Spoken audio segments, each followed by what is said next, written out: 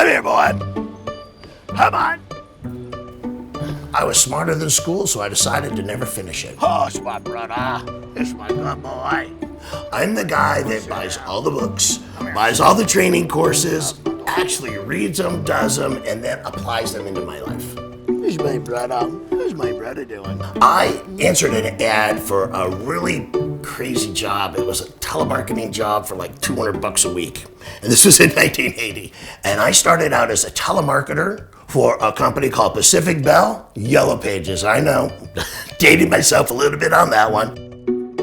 I thought I found out exactly what I wanted to do. I always wanted to pursue a career in sales for one simple reason. As the highest paying profession in the world, and I wanted to make a lot of money. What I want to do though is prior to us getting on our morning meeting, I wanted to take a few minutes and get your guys' opinion on the press release that Forbes wants to produce for us. When I went into that office, I said, oh my God, these guys have a product that's good.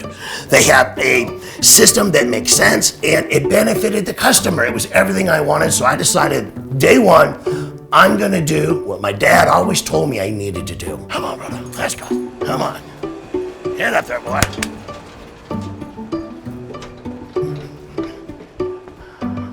He said a couple things to me that really changed my life. And one of them was this. He says, Jack, if you make yourself so valuable, they can't live without you. You can write your own ticket. You know, and then I live my life by that principle. Are you my good boy?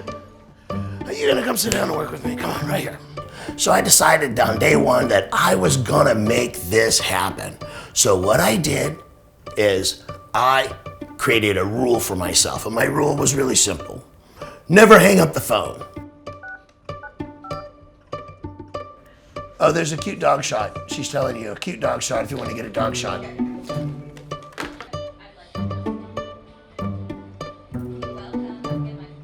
I did it week 1, I did it week 2, and I did it week 3. And then all of a sudden, the big bosses came in and they're going, what's going on with this office right here? Why are they generating so much? What's going on? Well, vice president came down, they seen what was happening, and they had a meeting. And the meeting was this. They said, hey, here's what you're going to do.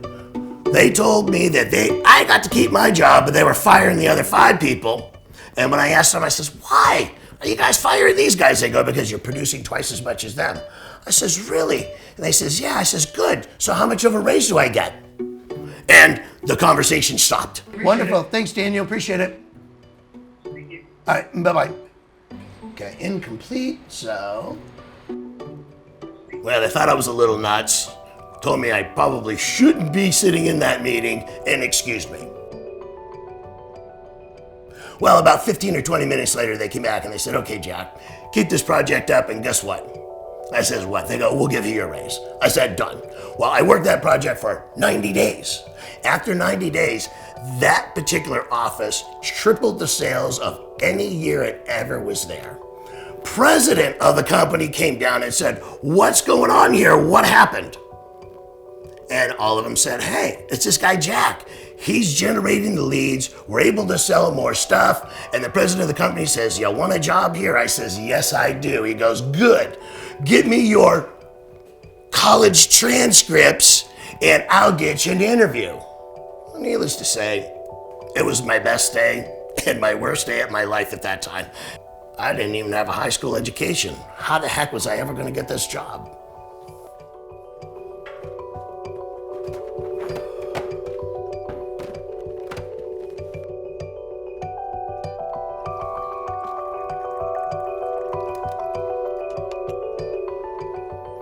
But fortunately, I lived by the rule that Dad said, and the rule was really simple. Make yourself so valuable they can't live without you. Guess what? They needed provisions in the rule. And that was like one of those times in my life that changed my whole perspective on the world. I thought to myself, my God, all the stuff they told me my whole life, I need to do this, I need to do that, it isn't true. The only thing that matters is what you bring to the table, not what they tell you need to bring to the table.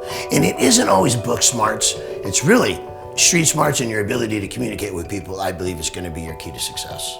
And that's the philosophy that I live by in everything that I do. And I don't care if it's sweeping the floor, building a marketing campaign, or treating someone with respect. If you do the best that you can do in everything that you do, you'll always win.